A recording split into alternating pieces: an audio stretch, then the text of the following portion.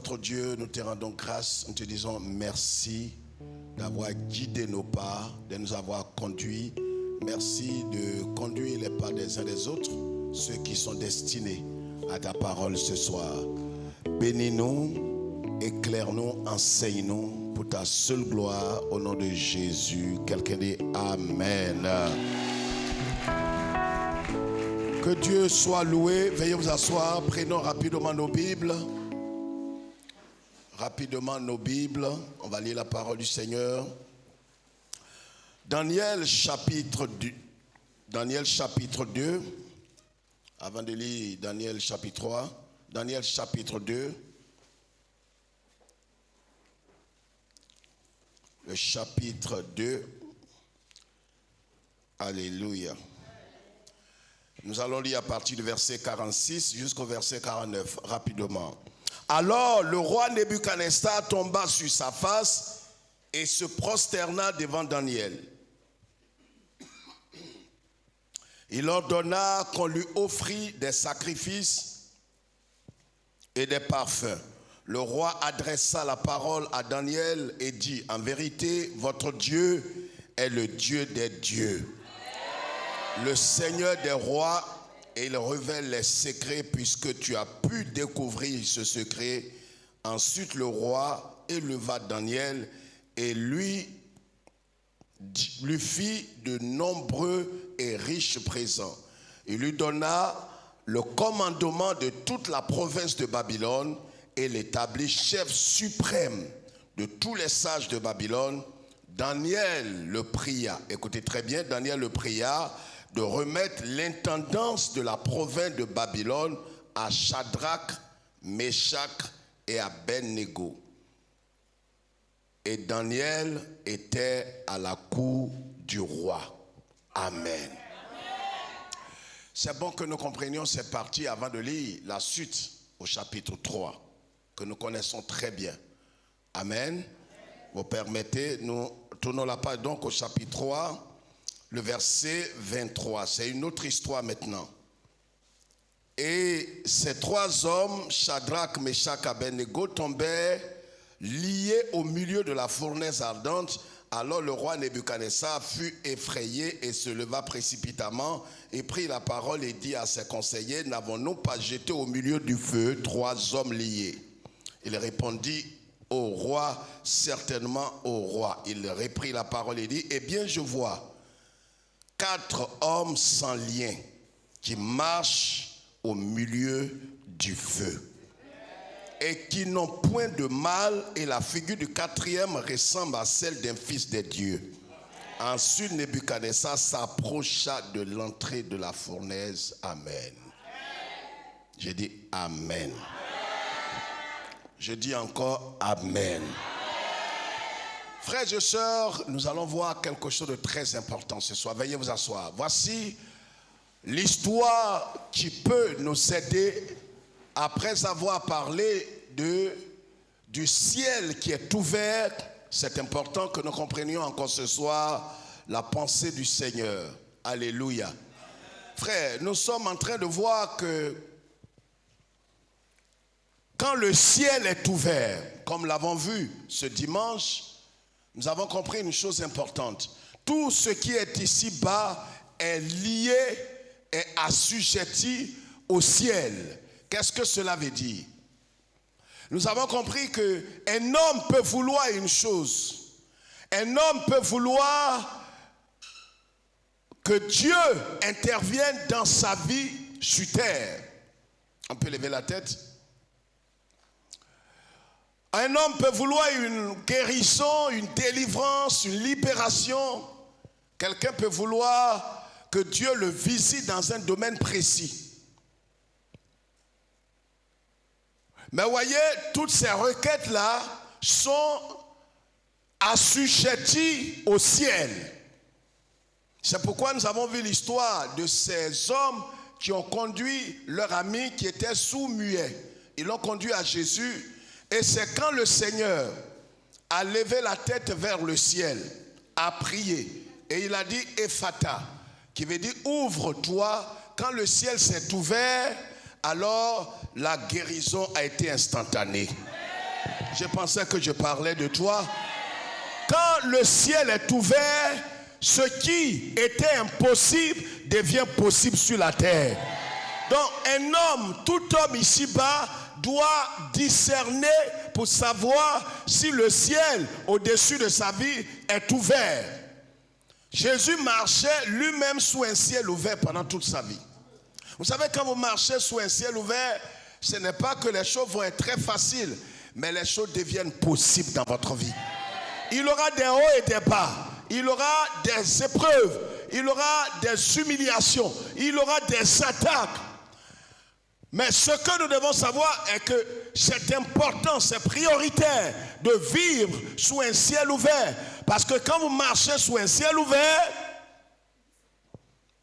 quelles que soient les épreuves, les attaques, toutes ces choses qu'un homme puisse vivre, le Seigneur l'Éternel s'élèvera le dernier. Et c'est pourquoi c'est important de vivre sous un ciel ouvert. Et nous aurons l'occasion de parler de 8 choses importantes, pas peut-être aujourd'hui, mais 8 choses importantes qui amènent le ciel à s'ouvrir sur la vie d'un homme. Mais ce soir, notre thème est évocateur, l'opprobre, malgré la fidélité pour une gloire éternelle. L'opprobre peut venir dans la vie d'un homme qui a le ciel ouvert sur sa vie. Ça aussi, ça peut vous étonner. Le Seigneur peut permettre une humiliation, peut permettre un abaissement, peut permettre un brisement, peut permettre un rejet, peut permettre une situation inconfortable dans la vie d'un homme. Dieu peut permettre cela. Malgré qu'on soit dans de meilleures dispositions, le Seigneur peut permettre certaines choses. C'est pourquoi c'est important de comprendre la parole du Seigneur. Quelqu'un dira, mais depuis que je marche sous un ciel ouvert, je ne comprends pas comment des choses humiliantes peuvent encore se produire dans ma vie. C'est en cela que nous devons comprendre la pensée du Seigneur, la parole de Dieu. Et si nous n'avons pas compris, nous serons toujours dans la confusion, frustrés, découragés, et nous serons certainement emportés loin du Seigneur. L'histoire qu'on vient de lire tout à l'heure des 3 enfants hébreux, écoutez-moi très bien. Dans le Nouveau Testament, dans Matthieu chapitre 1, on parlera déjà de la déportation. On parlera de comment il y a eu 14 générations de David jusqu'à Jésus, d'Abraham jusqu'à David, ainsi de suite, ainsi de suite. Quand vous lisez cela, vous n'avez pas, ça ne vous dit pas grand chose. Mais levez la tête, je vais vous faire une petite parenthèse en quelques secondes. Vous savez, la déportation, c'est un peu comme l'exil. Écoutez-moi très bien.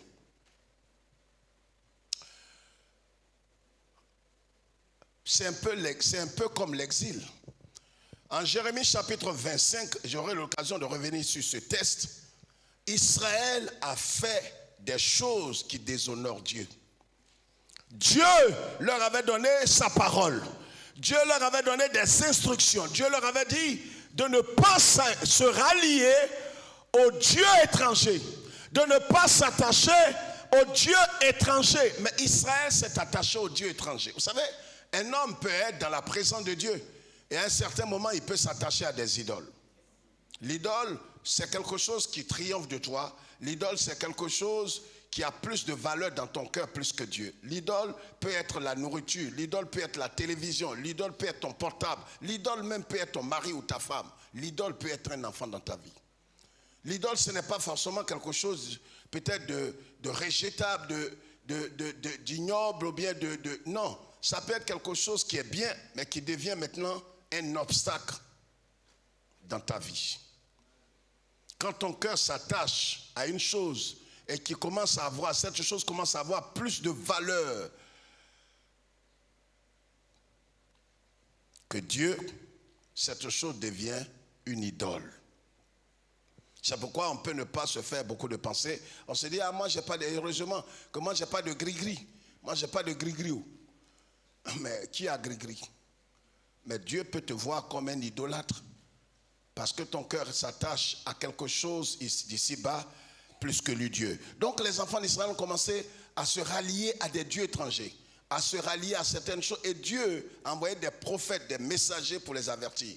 Pendant des années, ils n'ont pas écouté. Pendant plus de 20 ans, je précise, 20 ans, précisément 23 ans, ils n'ont pas écouté. Matin, soir, matin, soir, matin, soir, les prophètes ont parlé. Vous savez, comme j'ai dit, je reviens peut-être sur ce texte, parce qu'aujourd'hui, beaucoup d'églises, beaucoup de chrétiens n'aiment pas lire cette histoire. Mais elle se répète encore aujourd'hui dans la vie de quelqu'un. Vous savez, Dieu peut te déporter pendant que tu es là et personne ne sait, mais tu es en exil, tu es esclave quelque part. Tu n'es plus libre, tu n'as plus cette paix que tu avais quand tu te convertissais. Donc, Dieu a envoyé un homme du nom de Nebuchadnezzar qui les a vaincus et les a déportés. C'est pourquoi un jour nous avons lu un verset ici où Dieu disait de Nebuchadnezzar, mon serviteur Nebuchadnezzar. Or, Nebuchadnezzar était un homme ignoble. Et puis Dieu les a envoyés dans une ville anti-Israël, c'est-à-dire Babylone. Babylone est une ville que Dieu avait maudite. Dieu a maudit Babylone. Pourquoi? C'est là qu'est parti Babel. Vous vous souvenez en Genèse, quand les gens ont commencé à construire pour atteindre Dieu. Vous savez, quand Dieu il veut te briser d'une manière, il veut t'humilier à cause de ton cœur. Quand Dieu veut, et ça veut dire que quand tu n'as pas écouté la voix du Seigneur et que le Seigneur se lève pour rétablir l'ordre dans ta vie, il n'aura plus de pitié pour toi. Le Dieu compatissant a envoyé, c'est pas que, non, ils ont fait, non, Dieu a envoyé des gens comme Nebuchadnezzar, il est venu, il a frappé tout Israël, et c'est Dieu qui lui donne la force. Regarde, à un certain moment, à cause de certaines choses, Dieu peut donner la force à tes ennemis de t'abaisser. Dieu fait ça. Il peut donner la sagesse, l'intelligence, la force, la capacité à tes ennemis de te rudoyer, t'abaisser, t'humilier. Je reviendrai là-dessus. Et c'est au fait, j'ai fait cette parenthèse pour dire que c'est dans ce contexte que Shadrach, Meshach, Abednego et Daniel se trouvaient. Eux aussi, ils ont été déportés. Et pourtant, ils craignaient Dieu. Mais eux, leur problème est que Dieu les a conduits là pour une mission spécifique. C'est comme Dieu envoie quelqu'un en prison, il n'a rien fait, il est innocent, mais on l'envoie en prison. Mais on l'a envoyé en prison parce que Dieu veut qu'il accomplisse quelque chose là-bas. Quelqu'un m'a compris, il dit Amen. Donc il y a des situations dans lesquelles tu te trouves avec certaines personnes, c'est pour les aider que Dieu t'a envoyé parmi eux. Donc Shadrach, Meshach, Abednego, mais le roi avait fait, j'ai fait cette petite introduction pour que vous compreniez un peu dans quelles conditions. Ils étaient tous en exil. Ils n'avaient pas de liberté, ils n'étaient pas libres de leur mouvement. Donc ils étaient là-bas, et puis le roi avait fait un songe, lui-même il a oublié le songe, et puis il ne connaît pas l'explication du songe. Écoutez bien d'où est partie leur histoire.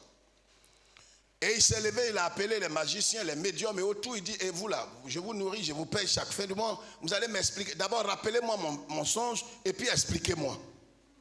Ils ont dit, mais roi, on sait, d'abord, si toi-même tu te souvenais, on allait comprendre. Mais tu te souviens. Il dit, bon, je vais vous tuer, vous tous.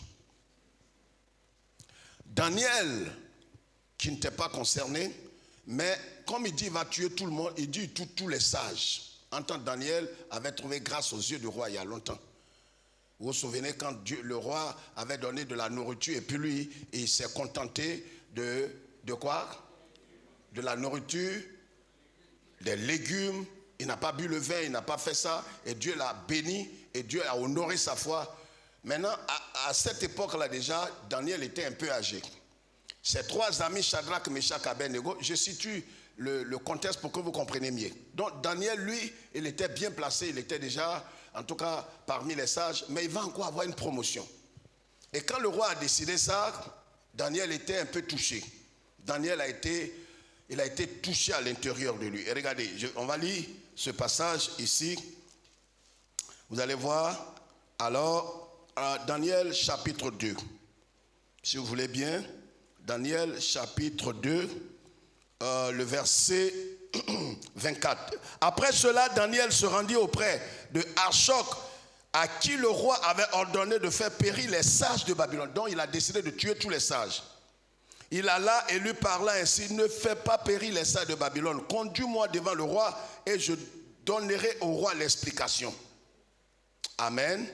Mais le verset 22 va dire, il révèle ce qui est profond et caché, il connaît ce qui est dans les ténèbres et la lumière demeure en lui. Dieu de mes pères. Regardez, quand il a appris l'histoire, il est allé rejoindre, si vous avez lu l'histoire, il est allé rejoindre qui? Si vous voulez bien comprendre, je vais lire à partir du verset 16 et 17 et puis nous allons avancer rapidement. Daniel se rendit vers le roi et le pria de lui accorder du temps pour donner au roi l'explication. Ensuite, Daniel alla dans sa maison et il instruisit de cette affaire Anania, Michaël et Azaria. Ce sont les trois là, c'est leur vrai nom. Mais arrivé à Babylone, on leur a donné des noms babyloniens. Tu sais, quand on t'a assujetti, on te donne des surnoms. Donc leur surnom là, c'est ce qui a pris le dessus sur leur propre nom. Vous savez, il y a des surnoms même. On t'a donné des surnoms. À la fin même, les gens ont oublié ton vrai nom. Je parle à quelqu'un. Donc leur vrai nom là, c'est ce qui est là. Quand Daniel a appris l'histoire, il a couru, il est allé dans sa maison, il a trouvé ses trois amis, qu'on peut maintenant appeler Shadrach, Meshach, Abednego. Il leur a dit, ah, voilà ce que le roi veut faire. Et la Bible dit, ils se sont mis, regardez ce qu'ils vont faire, les engageant à implorer la miséricorde du Dieu des cieux afin qu'on ne fît pas périr Daniel et ses compagnons avec le reste des sages de Babylone. Donc, l'histoire, c'est que le roi, dans sa folie, allait détruire les sages, mais comme Daniel lui-même est parmi les sages, il allait tuer aussi Daniel et tuer ses camarades. Est-ce que quelqu'un comprend? Donc Daniel a retrouvé Shadrach, Meshach, Abednego pour dire, ah, invoquons Dieu, prions Dieu. Si le roi n'a pas l'explication de son songe, il va nous tuer, nous tous. Vous savez, quand il y a une situation pareille, ils sont allés se prosterner devant Dieu. Ils ont crié vers Dieu. Et le Dieu des cieux a donné la révélation à Daniel. Je pensais que tu avais compris. C'est une histoire de vie et de mort. Vous savez, il y a des situations où, humainement parlant, quand tu regardes, tu te dis, si Dieu n'intervient pas, c'est fini pour toi. Si Dieu n'intervient pas, ça n'est fait de toi, c'est fini. On ne parlera plus de toi au présent.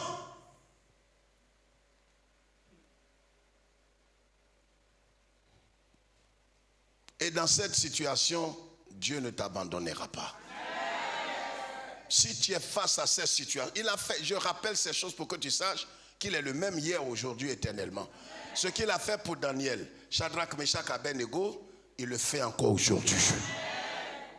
Il le fait encore. Peut-être tu es devant une facture, tu es devant une situation critique, tu es devant un problème qu'on t'a posé et on t'a dit il faut que tu aies la solution avant la fin de cette année. Que l'Éternel entende ta voix.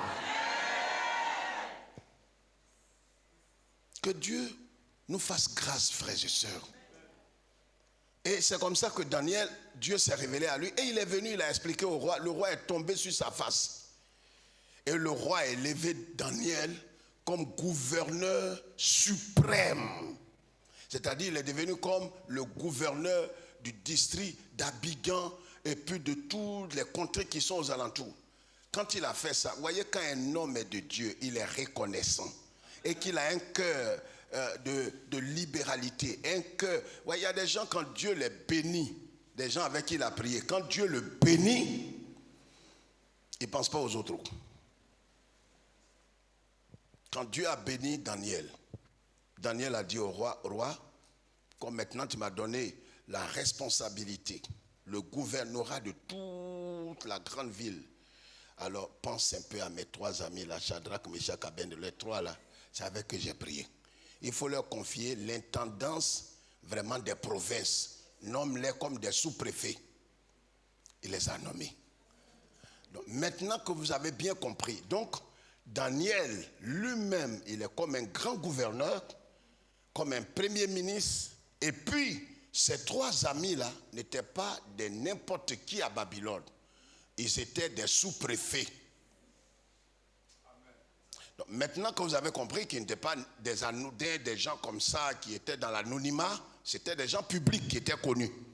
Au chapitre 2, Nebuchadnezzar les élève. Écoutez bien la parole de Dieu. Le même Nebuchadnezzar qui les a élevés, c'est lui au chapitre 3, il va les déshabiller. C'est pour ça que si tu ne lis pas la Bible, tu vas vivre dans la consternation, la honte, tout ce qui est abattement, parce que tu ne comprendras pas. Comment quelqu'un qui t'a élevé au chapitre 2, au chapitre 3, il va dresser une statue d'or et il ordonne à ce que tout le monde sans exception adore la statue. Mais tu oublies que c'est toi-même qui as dit il y a un grand Dieu. Voyez le païen, ce qu'il confère de sa bouche qu'il y a un grand Dieu aujourd'hui, c'est parce qu'il a vu quelque chose. Mais demain, il ne reconnaîtra pas ton Dieu. Il faut que Dieu démontre encore dans la vie de cet homme qu'il est Dieu d'éternité à l'éternité. Donc au chapitre 3, c'est là que Nebuchadnezzar va dresser sa statue d'or et il demande à ce que tout le monde l'adore. Daniel a dit, lui, il n'adore pas statue. C'est un nachi. Il est déjà vieillard. Shadrach, Meshach, Abednego, ils n'étaient pas les seuls à Babylone. Il y avait des Juifs, il y avait des Israélites à Babylone. Mais vous voyez, le salut étant tellement individuel, certainement que certains Juifs ont jugé bon de se prosterner. La situation dans laquelle je suis là. C'est vrai, on dit que vraiment tant. En temps, le patron aussi dit, il faut qu'il dorme sur moi pour me nommer. En temps, c'est sur moi aussi. Toute la famille compte. Pasteur, comprenez-moi. Comprenez-moi. Nous, on peut te comprendre. C'est Dieu qui ne va pas te comprendre. Dieu, lui, ne va pas te comprendre. Sinon, ta situation fait pitié. Mais pitié sauve personne. Shadrach, Meshach, Abednego, ils sont allés, les gens ont fait des rapports pour dire, hé, roi, les 3 Hébreux que tu as établis sous préfet, ils n'ont plus de gars pour toi. Ils n'ont plus de... Ta statue, tu as dressé, maintenant ils sortent leur commandement pour dire que dans le commandement de leur Dieu, qu'ils ne doivent pas adorer un autre Dieu que leur Dieu. Donc, on a tout fait. Il dit, n'adore pas ton Dieu. Vous savez, quand les gens vont rapporter des choses, ils aggravent, ils dramatisent, ils font tout pour que tu te vois comme un homme sale, méchant, pervers, mauvais et maudit. Même quand quelqu'un veut dire quelque chose sur un frère, de toute façon, il le noircit pour que tout le monde le regarde de travers. N'oublie pas qu'en le faisant très souvent, Dieu aussi permettra que quelqu'un, Dieu va susciter quelqu'un pour te noircir aussi. Donc Shadrach, Meshach, Abednego, eux aussi ont dit ils ne vont pas adorer. Mais certainement que certains juifs se sont déjà prosternés pour dire on est en déportation, on est en exil. En exil ici, Dieu même sait qu'on n'a pas de liberté. Moi, fléchir mes genoux devant cette statue là, ça va faire quoi? Dieu même connaît mon cœur. Dieu sait que mon cœur est pour lui, mon âme est pour lui, mon esprit est pour lui. Mais c'est mes genoux là que j'ai fléchi pour ne pas mourir. Non, Dieu tient compte. C'est pourquoi c'est là qu'on parle de renoncement. On parle de renoncement. Shadrach, Meshach, Abednego. Pourquoi Dieu? Voyez, le thème du message, c'est l'opprobre malgré la fidélité. L'opprobre, c'est la plus grande honte qui puisse exister. L'opprobre, c'est quand on t'humilie publiquement. C'est la honte la plus suprême, la plus élevée sur la terre. C'est ça l'opprobre. Ce n'est pas une petite humiliation. Vous imaginez des sous-préfets qu'on va ligoter en public, déshabiller en public, abaisser en public, déshumaniser en public. Comment Dieu peut-il permettre ça? Oui, le Dieu des cieux peut te faire passer par l'opprobre, par la honte, par des choses suprêmes, parce qu'il veut t'amener à un autre niveau. Même si ton voisin ne dit pas amen, l'amen est individuel. On ne le dit pas pour toi et ta famille, on le dit pour nous-mêmes. Dieu va te faire passer par l'opprobre, la honte suprême, une humiliation publique, pas en cachette. Normalement, de telles personnes, on devrait les prendre en cachette, dire bon, vous allez aller à la DST. Non, c'est publiquement qu'on t'expose, on t'humilie, on t'abaisse. Pendant qu'ils faisaient cela, Dieu était avec eux. J'ai dit Dieu était avec eux. Mais le Seigneur n'a pas empêché leurs ennemis de les déshabiller, de les humilier, de les abaisser, de les attacher, de les ligoter comme des chiens. Des hommes qui craignent Dieu, qui sont fidèles. Voilà la question que plusieurs se posent. On a eu des temps de prière, j'ai apporté, m'a dit mes offrandes, j'ai jeûné tout au long de l'année, j'ai fait ça, on m'a dit même de faire ça, je l'ai fait. Mais Seigneur, d'où vient cette honte? Où je vais aller avec cette honte? Dieu sait où il te conduit. Parce qu'à chaque saison, il y a un test. Il y a un test. Pas n'importe quel test. C'est pourquoi, tu vois, ta foi doit grandir. Parce qu'en vérité, qu'est-ce que Dieu cherche dans la vie des élus? Ce n'est pas leur promotion, ce n'est pas leur prospérité, ce n'est pas leur épanouissement personnel. Ce que Dieu cherche, c'est leur ressemblance à son Fils. Sinon, les autres choses sont des choses éphémères. Ce que Dieu cherche, il voit certaines choses se produire dans notre vie. Mais le problème est que ce qu'il veut... Mais regardez, j'ai pris l'exemple ici une fois. Nos parents, même quand on était plus jeunes, à un certain âge, les vaccins, combien de fois ça faisait très mal? La circoncision, pour ceux qui sont passés par là. Si tu es un garçon que tu n'es pas circoncis, ce n'est pas un péché. Mais on te comprend. C'est toi qui as effrayé d'autres. Ce qui compte maintenant, c'est la circoncision du cœur. Mais la circoncision même physique dans la chair, là, aucun garçon ne peut faire ça une seconde fois. Il n'y en a pas. Parce que c'est extrêmement douloureux. Il n'y a pas quelqu'un qu'on circoncis et puis il rit.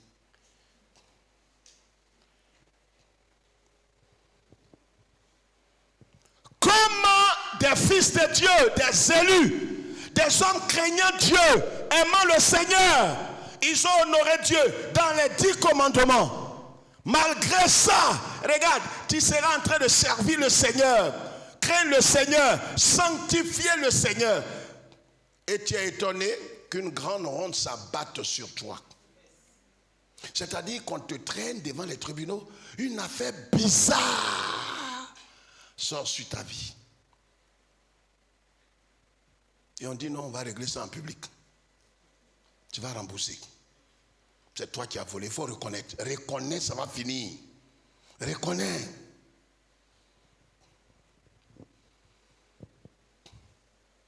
Une jeune fille ici avait vécu une scène comme ça, elle n'était pas chrétienne.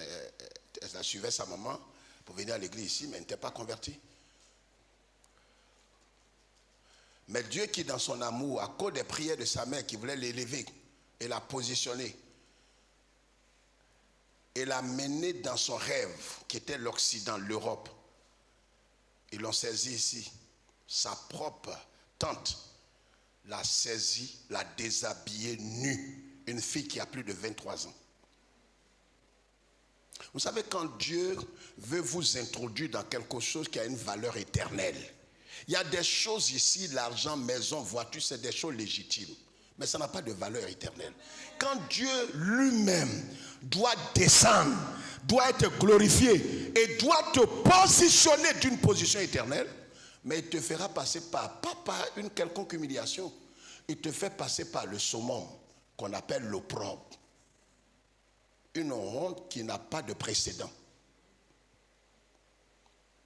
C'est-à-dire, tu es étonné que des gens parlent de toi. Tu te demandes si c'est de toi on parle. Mais c'est de toi on parle. Tu te demandes si c'est toi qu'on accuse. Oui, c'est toi qu'on accuse. Tu dis, mais j'ai jamais volé. On dit non, c'est toi. Le patron dit c'est toi. Shadrach, Meshach, Abednego, des sous-préfets qu'on ligote publiquement. On les humilie comme des délinquants, des voleurs. Est-ce qu'ils n'ont pas fait ça au prince de la paix? Ils ont fait ça. S'ils ont fait ça à Jésus, toi tu es qui? Mais Jésus, la Bible dit, il est né. Quand il est né, l'ange a dit à Marie, l'enfant là, qui est dans ton ventre, avant qu'il ne naisse, on l'appellera Jésus, qui veut dire sauveur, car c'est lui qui sauvera son peuple du péché. Mais quand Jésus est né, Donc on l'appelait Yeshua, Yeshua, Yeshua. Laissez-moi vous dire une chose. On peut confesser des choses sur toi, mais les choses qu'on confesse n'ont pas de valeur. On s'approche de la fin de l'année, les gens vont confesser encore. Depuis 50 ans, on dit ça sur toi. Mais c'est sans effet. Bonne et heureuse année, oh, alléluia, oh, gloire à Dieu, année de bonté, tous les bontés. Tu es un comédien. Tu es un comédien. Ça là, on a dit ça combien de fois sur toi? Cette année, année de mariage, enfantement, prends, alléluia, alléluia. Je prends mon mariage, je prends mon André, tu te laves avec. Je prends mon mariage.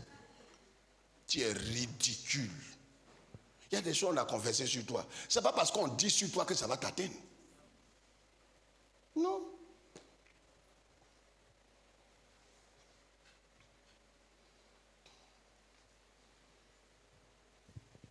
Renseignez-vous auprès de ceux qu'on appelle les mannequins. Ceux qui vont porter les habits pour défiler là.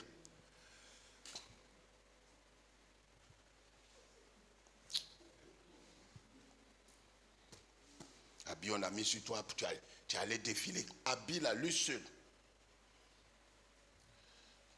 Christian Dior ou bien quoi. On te dit tout ça là. Ça vaut le salaire de ton père. 800 000. On t'a dit de défiler avec. Quand tu finis, on enlève tout sur toi. Et tu reviens avec ton pagne, ta guette là, que tu as mis sur toi, sur ton os là. Et puis tu t'en vas chez toi. Il y a des choses, tu vois ça comme habillement, mais ce n'est pas pour toi. Il y a un prix à payer. La Bible dit dans Philippiens chapitre 2, c'est pourquoi Dieu l'a souverainement élevé et lui a donné le nom qui est au-dessus de tous les noms. On ne comprend pas ce verset. Mais quand il est né, on lui a déjà donné. Mais le nom qu'on lui avait donné n'avait pas tout son pouvoir. C'est après sa mort sur la croix. C'est après la croix. Vous savez, tout ce que tu as possédé avant la croix est vain, n'a pas de valeur. C'est ce que tu as reçu par la croix. C'est ce qui a une valeur éternelle. C'est pourquoi Dieu l'a souverainement élevé. Lui a donné le nom qui est au-dessus de tous les noms. Afin qu'aujourd'hui, au nom de Jésus, tout genou fléchisse sur la terre et dans le ciel. Il est passé par l'opprobre. Jésus est passé par là jusqu'à ce que les gens disent, mais toi qui es fils de Dieu, descends et puis fais-nous descendre. Ceux qui venaient des champs disaient de lui, mais toi tu as guéri les malades, ressuscité les morts. Descends. Shadrach, Meshach, Abednego. Voici l'histoire. Des sous-préfets ou des maires qu'on déshabille, ils sont en caleçon, on les a ligotés, on les a traînés publiquement. Voici des délinquants, des gens, des rebelles, des gens qui s'opposent, ils veulent faire coup d'état. Vous les voyez maintenant, des étrangers, ils veulent nous terrasser. La honte Dieu. C'est pourquoi le roi a dit, chauffez la fournaise là 7 fois. Et on les a jetés là-bas. Mais vous voyez, comme je l'ai dit, malgré ta fidélité, ta consécration, quand Dieu veut te positionner d'une position éternelle, ça c'est une seule fois dans la vie. Quand Dieu veut te faire asseoir dans quelque chose qui a une valeur éternelle, intemporelle, mais il va te faire passer par le chemin où tous les hommes ne passent pas. Est-ce que quelqu'un me comprend ce soir? Mais c'est normal que certains autour de toi ne comprennent pas. Ce message-là, peut-être, c'est pour 2-3 personnes. En vérité. Il fallait venir à un autre culte. Ça, c'est pour des gens qui ont un mandat divin. C'est-à-dire, Dieu a un projet éternel sur leur vie. Et il doit les faire passer par son école. C'est-à-dire, ils ont dépassé l'université. Ils sont en train de préparer une agrégation. Shadrach, ils ont goûté la gloire, les honneurs. Et c'est eux qu'on déshabille. Les gens même se demandent, mais ce n'est pas les trois là, les sous-préfets là d'ici. Ils ont fait quoi encore? C'est-à-dire après avoir célébré, contemplé l'éternel, tu as témoigné autour de toi, vous voyez? Pourquoi aujourd'hui on est établi? C'est Dieu qui m'a établi ici, alléluia. C'est le Seigneur. On a notre grand frère ici, il s'appelle Daniel. Daniel a eu les visions. On dit, pour vous est bien. Notre Dieu démontre qu'il est le vrai Dieu. Celui qui ose nous toucher dans ce pays. C'est vrai, on n'est pas chez nous. Mais c'est comme on est chez nous ici. Je vous dis ça aujourd'hui, les Babyloniens. Venez à notre Dieu. On adore le vrai Dieu. Tu as témoigné dans le service. Tu as dit partout. Et un matin, c'est aux yeux de tous ces gens qu'on t'a ligoté, déshabillé, tu es dans caleçon. Comme ça. On dit, ah, mais qu'est-ce qu'il a fait? On dit, ah, c'est un délinquant. Tout ce qu'il te dit, c'est un menteur. On peut mentir comme ça. Tu ne peux pas te justifier. Est-ce que quelqu'un comprend? Toi-même, tu n'as même pas la faute de lever la tête. Parce qu'en vérité, c'est ta parole contre leur parole. Ce qu'ils sont en train de dire là, tu ne peux pas dire le contraire. Tu dis c'est faux, les gens disent qu'est-ce qu'ils prouvent. C'est un test. Et Dieu fait passer ceux qui ont un avenir éternel. Il les fait passer là. La Bible dit beaucoup d'appelés, peu d'élus. C'est les élus qui passent là, pas les appelés. Quelqu'un qui point oui, point non, il est frustré, il est abattu. Je quitte la foi. Il y a eu temps. Dieu m'a promis telle chose depuis janvier. Je n'ai pas vu. Et on m'a renvoyé. Moi, j'ai apporté mes offrandes. Et mon travail n'avance pas. Je n'ai plus de marché. Je n'ai plus d'avoir. Je n'ai plus de temps. Je n'ai même pas pu être à 10 000. Non, toi, tu n'es pas des nôtres. La Bible dit, ils les ont ligotés, jetés dans la fournaise. Ceux-mêmes qui les ont jetés ont été consumés. Quand on les a jetés, pendant tout ce temps, l'homme éternel, Yeshua, il les attendait de façon invisible dans la fournaise. Il ne se montrait pas. Je vais vous expliquer puis on va terminer cette histoire. Il était là. Mais quand on a jeté ces petits, il s'est montré maintenant.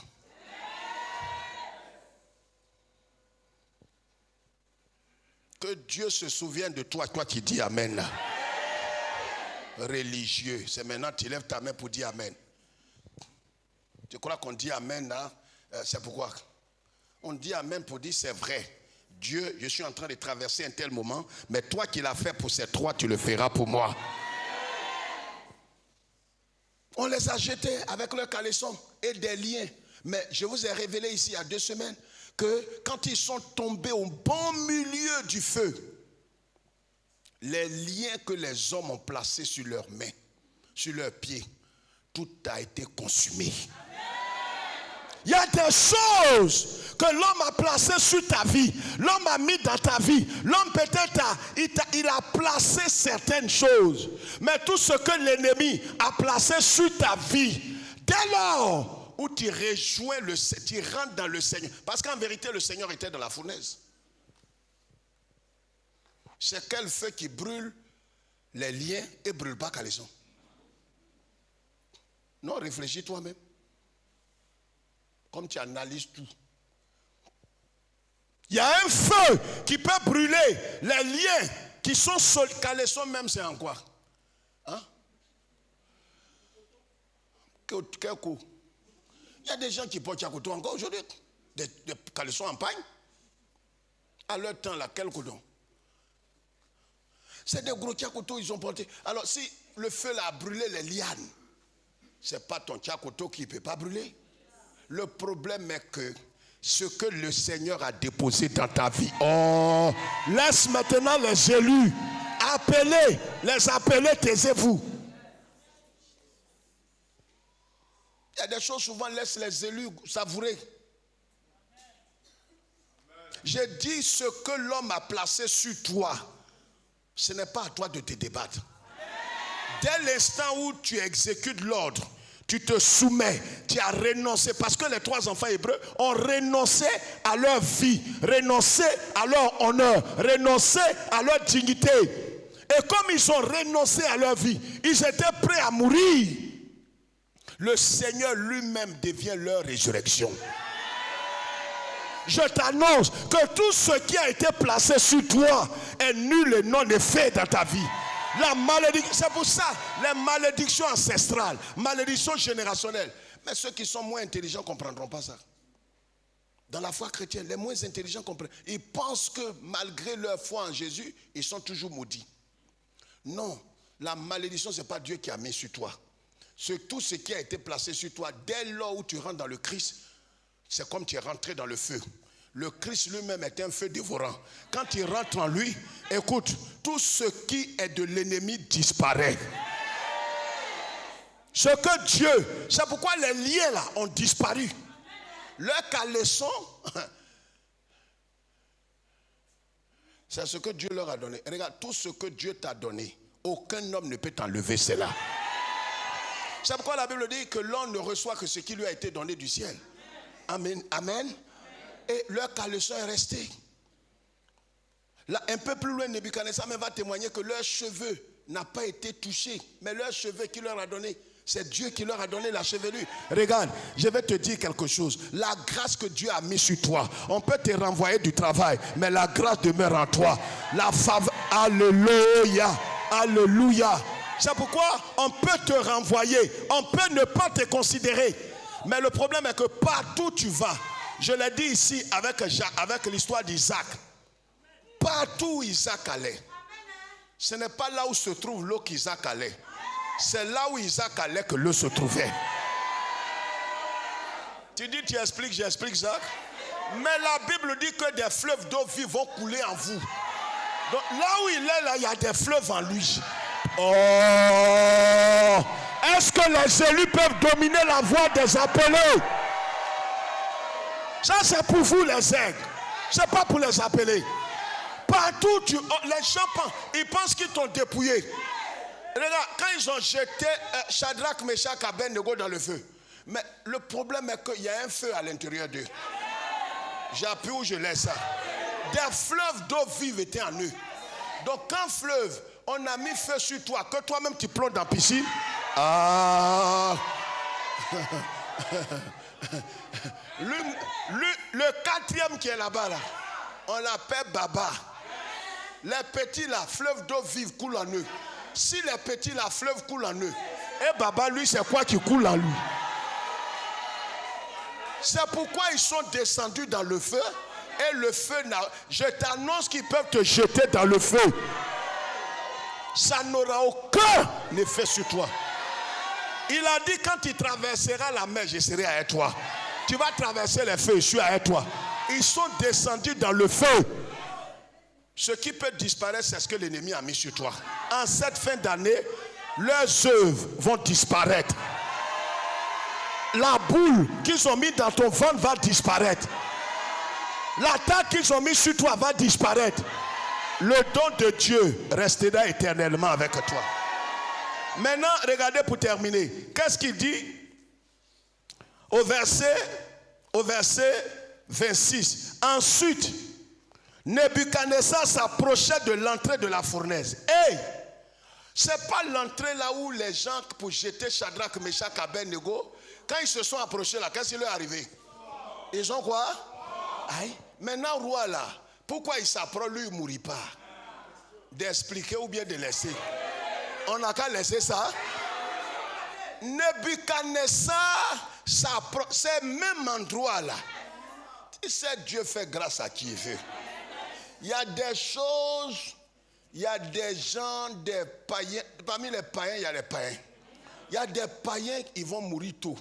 Ce n'est pas toi qui les tues. C'est Jéhovah. Il les a appelés là-bas. Et puis il y a des païens, ils ont de l'autorité. Eux là, c'est eux qui vont répandre la bonne nouvelle. Ceux-là, à cause du pouvoir qu'ils ont de répandre la bonne nouvelle, Dieu les maintient en vie. Ce qui a tué leur collègue ne va pas le tuer. Donc Nebuchadnezzar s'approche de la fournaise, il ne mourit pas. Parce que c'est lui qui va témoigner. C'est pourquoi autour de toi dans la famille, il y a des gens, tu les vois, tu sais, ils sont sorciers. Mais ils ne meurent pas. Mais c'est lui qui va témoigner la grandeur de ton Dieu. Dis frère, il faut appuyer, on va partir. Lui, il a autorité. Il y a des ceux qui sont morts là, s'il parle, personne ne va les croire. Mais lui, s'il parle, tout le monde va croire. Donc Dieu va faire qu'il reste en vie pour témoigner la grandeur de ton Dieu, la puissance de ton Dieu. Quand il va parler, tout le monde croira. Parce qu'ils vont dire, viens, Dieu ne peut pas dire ça. S'il dit ça, c'est que vraiment c'est la vérité. Parce que tous ont confiance en lui. Il règne, il traumatise tout le monde. Donc s'il lui parle, Tout le monde doit se soumettre. C'est pourquoi il s'est approché de la fournaise et il n'est pas mort. Mais l'autre volet est que le quatrième là. Tu es ici. Shadrach, Meshach, Abednego, eux-mêmes ne le voient pas. Et ils sont là. Mais c'est lui qui est dehors là. Je vais te dire quelque chose. J'ai expliqué ça. Vous savez que quand il y a des gens qui sont dans les noirs, dans le noir, les ténèbres, dans le bailléisme, c'est eux qui voient ceux qui sont dans la lumière. C'est pourquoi il y a des gens, ils voient des choses sur toi, mais toi-même tu ne vois pas. Parce que toi tu es dans le royaume de Dieu et ils sont dans le royaume des ténèbres. Donc il y a des choses qu'ils voient. Souvent mais ils peuvent dire que tu n'es pas simple. Ça dépend de ce qu'ils ont vu. Et ce qu'ils veulent faire et puis ils ont vu. Quelqu'un m'entend? Donc Nebuchadnezzar qui est dans les ténèbres et dans les loges, il a vu le quatrième. Il y a des choses que des gens vont voir autour de toi. Quelqu'un a dit, mais quel est ce bord? On était à Azito en 87, on est allé faire 7 jours au bord de la mer. Et quelqu'un dit, mais quel est ce monsieur qui te suit? Il dit, quel monsieur? Il dit, mais depuis il te suit. Au bord, depuis tu marches là, il te suit. En temps, c'est une soeur, elle est sorcière. On est sur sa délivrance depuis 5 jours. Elle voit tout. Je suis allé au Bénin, même chose, des dizaines de personnes. Il y a des gens qui ont vu des anges autour de nous. Toi-même, tu ne verras pas. Et ils voient. Alors, le Christ, sa présence a apaisé le feu. Donc, ceux qui ne pouvaient pas s'approcher s'approchent. Est-ce que tu sais que quand le Christ est là, tout le monde s'approche maintenant? Le caleçon n'a pas brûlé. Ce que Dieu t'a donné, même tes cheveux, c'est compté.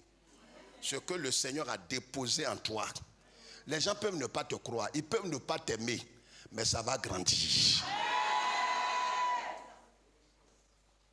Et nous terminons, il est 19h, on termine, qu'est-ce qui va se passer? On voit que Shadrach, Meshach, Abednego, ils sont là dans le feu. Nebuchadnezzar les voit 4, et même ils se voient 3. Il y a des choses que tu ne verras jamais. Mais tu ne comprendras pas pourquoi aussi les choses marchent dans ta vie. C'est-à-dire les gens tombent sur toi mais ils ne te surprennent jamais.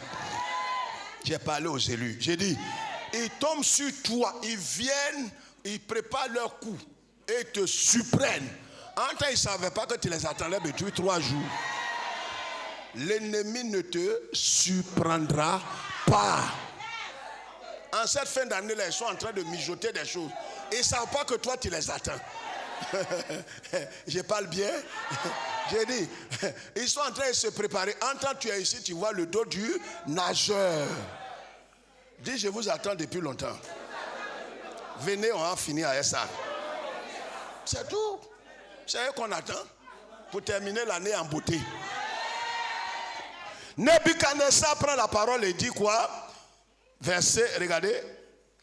Qu'est-ce qu'il dit? Qu'est-ce qu'il dit? Le verset 28. Qu'est-ce qu'il dit? Ensuite, Nebuchadnezzar s'approchait de l'entrée, c'est ça? De la fournaise ardente et prenant la parole dit, Shadrach, Meshach, Abednego, serviteur du Dieu suprême. Hey! Je dis ton ennemi changera de langage. Lui qui t'appelait, hey, il t'appelle maintenant la femme de Dieu. Quand chrétien t'appelle comme ça n'a pas trop de goût. Quand sorcier t'appelle, hey, femme de Dieu. Et c'est ce qu'il a vu. Ils vont t'appeler comme ça avant le 31. Il dit, serviteur du Dieu très haut suprême, sortez et venez. Hey, c'est là que je vais m'arrêter. Dis frère, il faut expliquer, on va partir. Il voit Shadrach, Meshach, Abednego, entend-lui, il voit 4. Il se met devant le feu là, il connaît, il dit le 4e là a visage d'un fils de Dieu. Entend, là où il est là, il sait que quand tu croises Dieu, à Salah, tu vas mourir. Donc il est devant la fournaise Et il appelle et il dit pas sortez. Je parle là. S'il dit sortez, que le quatrième là sort. Oh! Si le quatrième là sort, toi qui l'as fait sortir, il est passé où pour entrer là-bas? Il est descendu parce que le ciel est ouvert sur la tête des trois enfants hébreux. Donc si tu l'appelles qu'il sort, l'Éternel a, l'Éternel, que son nom. Donc comme le monsieur là, il a cerveau, il ne peut pas dire sortez. C'est ce que Yeshua a fait au tombeau de Lazare. Les gens, comme c'est Jésus qui est la résurrection. Résurrection, ce n'est pas nom comme ça, son nom, son prénom là, on appelle ça résurrection. On l'appelle la voix autorisée. Il y a des gens qui sont passés là, qui ont crié nom de Lazare, Lazare n'entend pas tout ça. Il y a des voix, quand ces voix-là parlent, il y a des situations, les gens crient, wow, wow, wow, wow. On dit frère, il faut venir parler en partie. Tu viens, tu m'as appelé. Tu étais évanoui. Quand il a parlé, là, il a entendu mon nom. Donc, c'est comme ça que le monsieur, tous les morts là étaient derrière la porte. Ils ont dit, maître, c'est quand il va repartir de l'autre côté. Il dit, c'est demain. Demain, je sors. Il dit, alléluia. Nous-mêmes, on a envie de t'accompagner. Mais bon, comme ce n'est pas notre temps, il y a d'autres qui étaient là, ils font comme s'ils sont en train de voir chose. Il dit, la Bible dit qu'il y a des gens qui sont sortis du tombeau. On ne sait pas comment. Quand Jésus est sorti, ils ont gagné temps. Quand ils sont sortis, la Bible dit, je vous ai expliqué ici il y a 1 an, 2 ans, ils sont allés directement dans la ville, en courant. Il ne faut pas que quelqu'un va les rattraper. Quand on casse prison, que tu es sorti là, tu ne vas pas te rendre. Ce n'est pas au tribunal tu vas. Tu vas derrière. Alléluia. C'est pourquoi quand Jésus est allé au tombeau de Lazare, il a dit Lazare, il les voyait, ils étaient là. Il les voit, comme lui, il est esprit. Il les voit là-bas. Ils étaient là comme ça. Il dit Lazare, mon ami Lazare, il y a beaucoup de Lazare là-bas. Mon ami, ouais, Lazare, oui, viens. Les gens disent, pourquoi il n'a pas dit sors? Donc, viens là, Nebuchadnezzar là, il connaît le principe. Il est ici, il dit, Shadrach, Meshach, Abednego. L'homme là, il n'était pas appelé. Hein? Vous trois, sortez serviteurs du Dieu très haut. Sortez. Les trois sont sortis. Et il a dit à compter d'aujourd'hui, regarde, l'opprobre que tu es en train de connaître, non seulement va te donner une position, mais à cause de ce que tu as vécu, le nom de Dieu sera répandu partout. Ton histoire sera un autre évangile. C'est-à-dire sera une portion de la puissance de Dieu. À chaque fois que les gens vont raconter ton histoire, des gens vont se convertir. Voilà pourquoi Dieu peut te faire passer par la honte, l'opprobre, le sommet de la honte. Pas pour te rabaisser simplement, mais parce qu'au travers de cette histoire, lui, Jésus sera glorifié. Frère, que le Seigneur nous bénisse, que Dieu nous fortifie. Sache que ce qui est sur toi, qui n'est pas de Dieu, a déjà disparu. Lève-toi, on va prier. Lève-toi, on va prier. Lève-toi.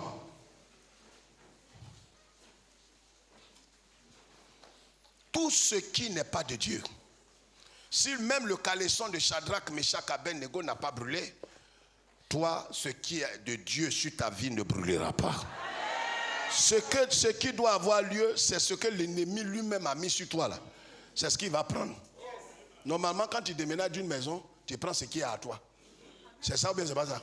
Voilà. Donc Satan qui est là, il est très intelligent. Voilà. Quand il est en train de... Il vient, ce qu'il a mis sur toi, c'est ça il prend. Même quand il est voleur, tu prends ce qui est à toi. Tu prends ce qui est à toi quand l'autre... Mais au tribunal, quand on finit, tu es devant tout le monde, il prend ce qui est à toi. Je veux que tu aies cette paix intérieure. Frère, ce n'est pas facile parce que les nouvelles qui nous parviennent un peu de partout, des attaques, des morts subites, des morts bizarres, des morts... Vous comprenez pourquoi est-ce que nous sommes en train de passer aussi à une vitesse supérieure. Dimanche, ceux qui ont compris ont compris. Je vous annonce que ce samedi-là, ce vendredi, il y a un culte spécial. Toutes les femmes de la Galilée. Ça ne veut pas dire que les hommes ne peuvent pas venir. Les hommes seront au fond, nous serons là. Mais les femmes doivent être dans un moment de jeûne, de prière. Ne banalisez pas ces temps, je vous en prie. Ne banalisez pas. Pour une affaire de nourriture de 2 jours, laisse ça. Sois dans la présence de Dieu. Et le dimanche, on vient encore dans le jeûne. Le dimanche, je vous annonce, on fera encore la Sainte Seine. C'est-à-dire, ce que je vois là, tu ne peux pas voir. Il faut laisser. C'est quand on va finir l'année que tu vas comprendre qu'il y a beaucoup de choses nous poursuivaient. La preuve en est, tu es ici là. C'est moi qui vois derrière toi là-bas. Ou bien, c'est ça on dit berger. C'est pourquoi restons dans la prière. Lèvons les mains. Laisse-nous aller dans ta paix. Laisse-nous aller dans ta paix. Laisse-nous aller dans ta paix. Au nom du Père, du Fils et du Saint-Esprit. Et les élus disent Amen. Dieu soit avec vous. Amen. Vendredi, on est ensemble. Dieu nous bénit.